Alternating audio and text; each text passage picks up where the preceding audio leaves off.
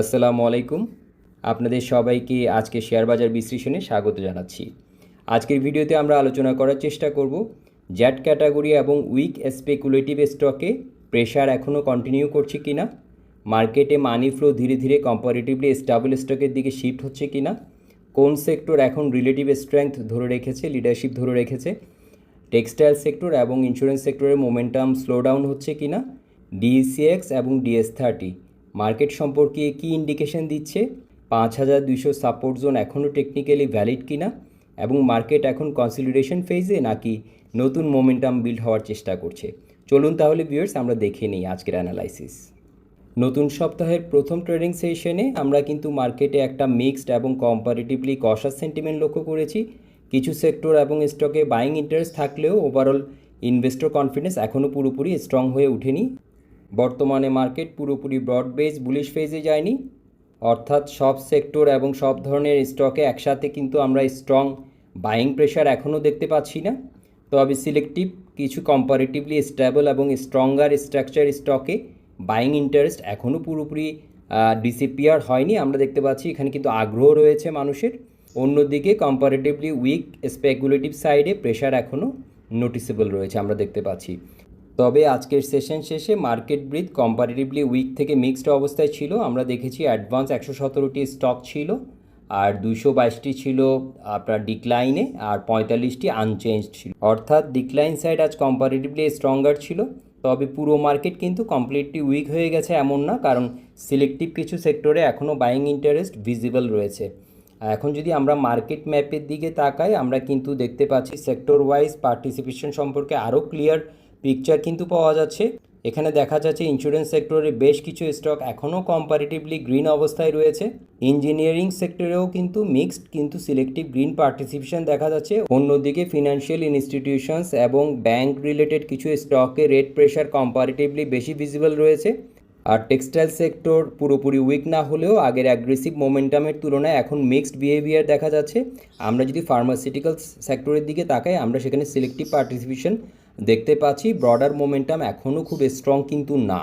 Overall market map observe করলে বোঝা যাচ্ছে মার্কেট এখনও ব্রড বেস বুলিশ ফেজে নেই, বরং সিলেক্টিভ সেক্টর রোটেশনের মধ্য দিয়ে মুভ করছে। তো এখন যদি সেক্টর কম্পারেটিভ পারফরমেন্স অবজার্ভ করি, তাহলে ইন্স্যুরেন্স সেক্টর এখনও ওভারঅল মার্কেটের তুলনায় রিলেটিভ লিডারশিপ ধরে রেখেছে আমরা দেখতে পাচ্ছি। টেক্সটাইল সেক্টরও কম্পারেটিভলি স্ট্রং অবস্থানে রয়েছে, তবে আগের অ্যাগ্রেসিভ আপওয়ার্ড মোমেন্টাম এখন কিছুটা স্লো ডাউন হওয়ার ইন্ডিকেশন দেখা যাচ্ছে, অর্থাৎ short term profit taking pressure কিছুটা ভিজিবল রয়েছে। ইঞ্জিনিয়ারিং সেক্টরে সিলেক্টিভ রিকভারি অ্যাটেম্প দেখা যাচ্ছে, তবে ফিনান্সিয়াল ইনস্টিটিউশন সেক্টর এখনও কম্পারেটিভলি উইক স্ট্রাকচারের মধ্যেই রয়েছে, অর্থাৎ মার্কেট মানি ফ্লো এখনও অ্যাগ্রেসিভলি এই সেক্টরে রিটার্ন করছে না। তো ওভারঅল একই জিনিসই আমরা দেখতে পাচ্ছি, এখানেও কিন্তু আমরা দেখতে পাচ্ছি সিলেক্টিভ সেক্টর রোটেশন একদম পরিষ্কারভাবে ভিজিবল রয়েছে। এখন যদি আমরা গেইনার সাইডের দিকে তাকাই, আমরা দেখতে পাচ্ছি Global Heavy Chemicals, ICB, National Feed Mills Limited, SK Trims, Apollo Ispat এবং মেঘনা প্যাটের মতো স্টক কম্পারেটিভলি স্ট্রঙ্গার পারফরমেন্স দেখিয়েছে। বিশেষ করে ফার্মা, ইঞ্জিনিয়ারিং এবং কিছু সিলেক্টিভ ইনস্টিটিউশনাল লিঙ্ক স্টকে কম্পারেটিভলি বেটার পার্টিসিপেশন নোটিসেবল ছিল। এটা ইন্ডিকেট করে যে মার্কেট পুরোপুরি ব্রড বেস বুলিশ না হলেও সিলেক্টিভ কিছু স্টকে মোমেন্টাম বিল্ড হওয়ার চেষ্টা কিন্তু এখনও দেখা যাচ্ছে।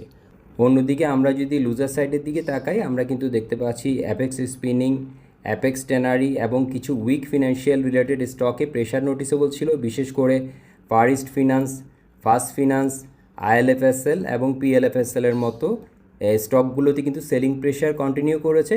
এটা থেকে পরিষ্কার বোঝা যাচ্ছে ইনভেস্টর্স এখনও খুব বেশি রিস্কি সাইডে অ্যাগ্রেসিভ হচ্ছে না। তো ভিউয়ার্স, এখন যদি আমরা ব্রডার মার্কেটের সাথে ডিএস30 ইন্ডেক্সের কম্পারেটিভ পারফরমেন্স অবজার্ভ করি, তাহলে ইন্টারেস্টিং একটি পিকচার কিন্তু দেখা যাচ্ছে। ডিসিএক্স তুলনামূলকভাবে বেটার স্টেবিলিটি ধরে রেখেছে আমরা দেখতে পাচ্ছি, কিন্তু ডিএস30 ইন্ডেক্স এখনও খুব স্ট্রং লিডারশিপ শো করতে পারছে না, অর্থাৎ কম্পারেটিভলি স্ট্রঙ্গার কোয়ালিটি স্টকে পার্টিসিপেশন এখনও কিন্তু সিলেক্টিভ রয়েছে আমরা দেখতে পাচ্ছি। সহজভাবে বললে মার্কেট এখনও রিস্কি সাইড থেকে কম্পারেটিভলি স্টেবল সাইডের দিকে অ্যাটেনশন শিফট করার চেষ্টা করছে, তবে অ্যাগ্রেসিভ কনফিডেন্স এখনও পুরোপুরি কিন্তু আসেনি, যেটা আমরা দেখতে পাচ্ছি। আমরা যদি এখন টার্নওভারের দিকে তাকাই, আমরা কিন্তু দেখেছি আজকে 868 কোটি টাকা লেনদেন হয়েছে। এটা কিন্তু বলছে যে টার্নওভার ফ্লো আমাদেরকে বলছে যে বায়ার সেলার্স এখনও পুরোপুরি ইনঅ্যাক্টিভ হয়ে যায়নি, তবে খুব অ্যাগ্রেসিভ অ্যাক্টিভিটি কিন্তু এখনও দেখা যাচ্ছে না।